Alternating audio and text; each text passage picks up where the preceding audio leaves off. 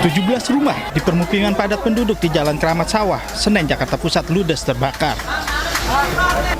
Banyaknya material bangunan mudah terbakar dan angin kencang membuat api membesar dengan cepat.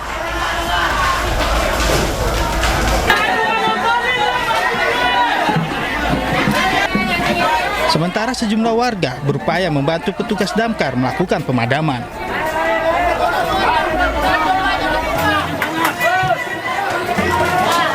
Belum diketahui penyebab pasti kebakaran, namun diduga api muncul akibat korsleting listrik.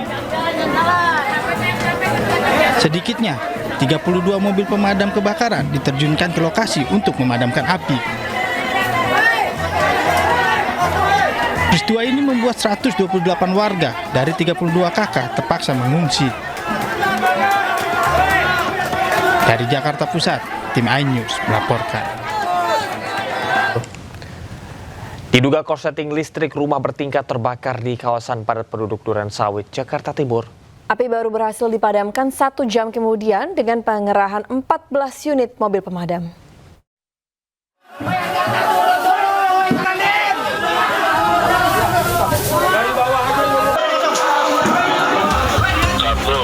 Kobaran api dengan cepatnya membakar rumah bertingkat 2 di Kampung Sumur, Klender, Durensawit, Jakarta Timur. Warga dan petugas pemadam kebakaran berjibaku berusaha memadamkan api. Akses jalan yang sempit dan padatnya penduduk mempersulit proses pemadaman. 14 mobil pemadam kebakaran diterjunkan ke lokasi. Setelah 1 jam, api akhirnya berhasil dipadamkan.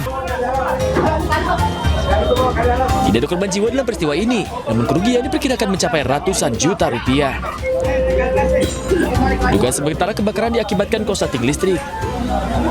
Dari Jakarta, Rio Manik, iNews melaporkan. Musibah kebakaran juga melanda rumah warga di Komplek DKI Joglo, Kembangan, Jakarta Barat. Diduga api berasal dari korsleting listrik di bagian dapur.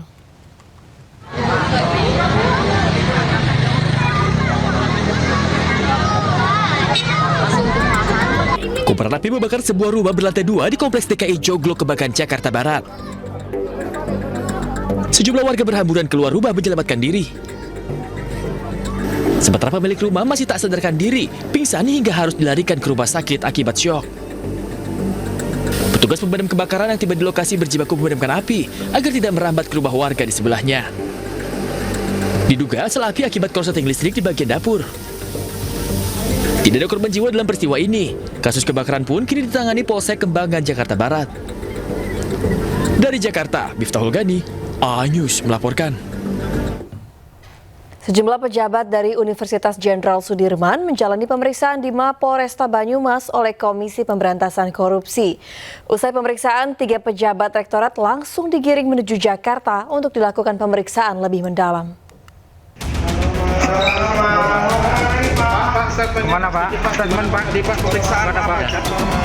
Sejumlah pejabat Universitas Jenderal Sudirman menjalani pemeriksaan KPK di Mapolresta Banyumas.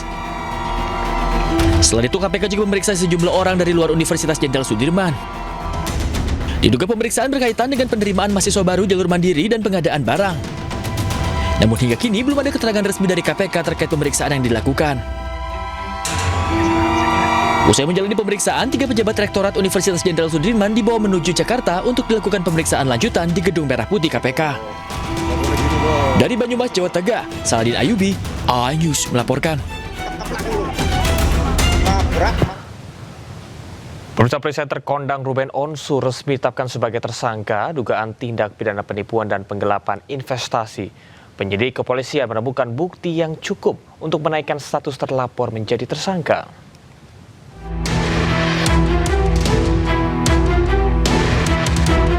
Presenter kondang Ruben Onsu resmi ditetapkan sebagai tersangka oleh penyidik Polres Metro Jakarta Selatan terkait dugaan tindak pidana penipuan atau penggelapan. Penyidik kepolisian menemukan bukti yang cukup untuk menaikkan status terlapor jadi tersangka. Menurut Kasih Humas Polres Metro Jakarta Selatan AKP Joko Adiwibowo, korban mengaku mengalami kerugian akibat janji investasi yang ditawarkan oleh pihak Ruben.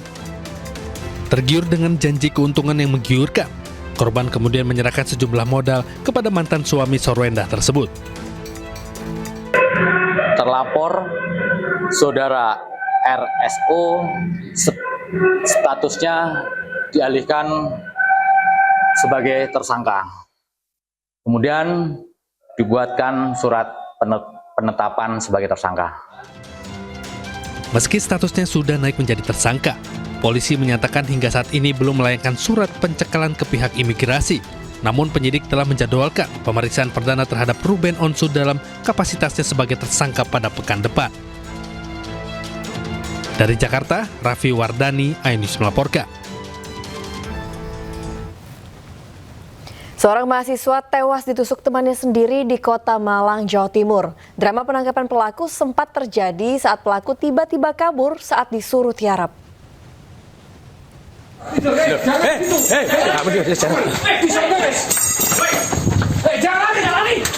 Aksi kejar-kejaran pun tak terhindarkan saat pelaku yang diminta tiarap tiba-tiba bangkit dan berusaha melarikan diri. Namun, usahanya gagal karena polisi telah mengepung tempat tersebut. Tak mau tertipu untuk kedua kali, polisi langsung mengikat pelaku dan membawanya ke dalam mobil patroli. Dari hasil pemeriksaan, modus pelaku yang merupakan mahasiswa asal Papua Selatan ini diduga cemburu kepada korban karena korban pernah menggoda pacarnya. Insiden bermula saat keduanya terlibat pertengkaran usai minum minuman keras di asrama.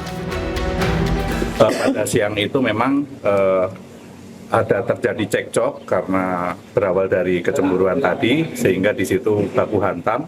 Setelah baku hantam, dari pelaku tidak terima mengambil pisau, kemudian langsung menusuk ke pelaku di bawah kanan. Di dalam kamar? Di depan kamar. Pelaku yang emosi langsung mengambil pisau dan menganiaya korban hingga tewas.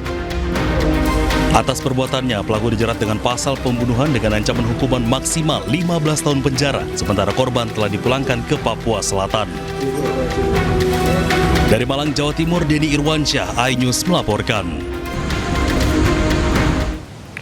Seorang pria mengamuk dan naik ke atas truk trailer yang melintas di depan kantor DPRD Situbondo, Jawa Timur.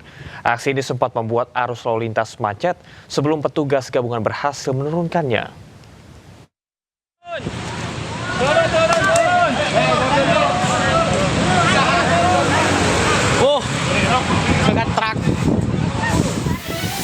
Pria ini tiba-tiba menghentikan truk trailer yang melintas di jalan raya di depan kantor DPRD Kabupaten Situbondo, Jawa Timur, lalu naik ke atas kendaraan.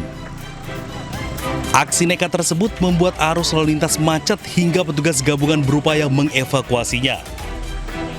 Seorang petugas bahkan harus naik ke atas truk untuk membujuknya. Setelah 5 menit berlalu, petugas berhasil menurunkannya. Namun saat akan dimasukkan ke mobil Satpol PP, pria tersebut kembali memberontak. Dengan pengamanan bersama, petugas akhirnya berhasil membawanya ke RSUD Dr. Abdur Rahim Situbondo. Menurut petugas, pria tersebut merupakan warga Magetan, Jawa Timur dan sebelumnya sempat mengamuk di sejumlah lokasi serta melarikan diri saat proses pendataan dinas sosial. Kemudian salah satu juga di Jalan Mawar itu ngamuk. Kemudian diamankan oleh teman-teman kami yang ada di lapangan. Selanjutnya kita kirim ke dinas sosial agar mendapatkan penanganan lebih lanjut. Bila mana memang dia sakit bisa ditindaklanjuti ke rumah sakit atau di puskesmas Melandingan. Setelah menjalani penanganan medis, pria tersebut rencananya akan dikembalikan ke dinas sosial Magetan. Dari Situbondo, Jawa Timur, Rizky Amirul Ahmad, iNews melaporkan. Pemirsa, Barreskrim Polri terus mengembangkan 2 kasus dugaan penyelundupan emas ke luar negeri yang melibatkan sindikat internasional. Tim penyidik kembali menemukan sejumlah barang bukti di sebuah rumah dan ruko di Jakarta Utara.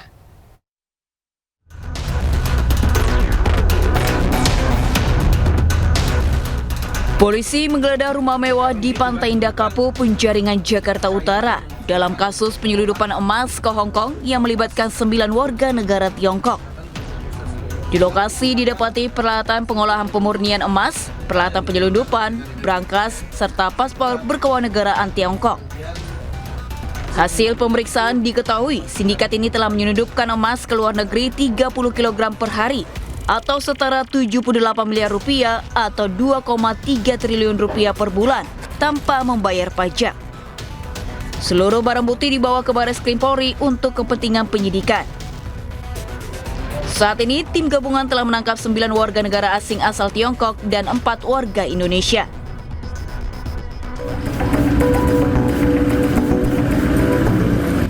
Sementara itu, setelah membongkar penyelundupan emas ilegal yang melibatkan warga negara India di 2 unit apartemen di Sunter, Jakarta Utara, Ditip Peter Baris Krim Polri kembali menggerebek sebuah ruko 4 lantai yang dijadikan sebagai peleburan emas ilegal. Emas batangan yang dibeli dari seluruh Indonesia dilebur menjadi bubuk dan gel untuk diselundupkan ke Dubai. Emas bubuk dan gel dicampur bahan tertentu dimasukkan ke dalam pakaian dalam wanita yang sudah dimodifikasi untuk mengelabui petugas bandara. Polisi menemukan emas batangan 1 kg, alat bahan pelebur emas, pakaian dalam modifikasi, beserta alat dan buku catatan transaksi. Ini modusnya berbeda. Kemarin itu dia dalam bentuk balokan emas 1 kilo. Tetapi kalau yang di White Classic ini adalah berupa bubuk.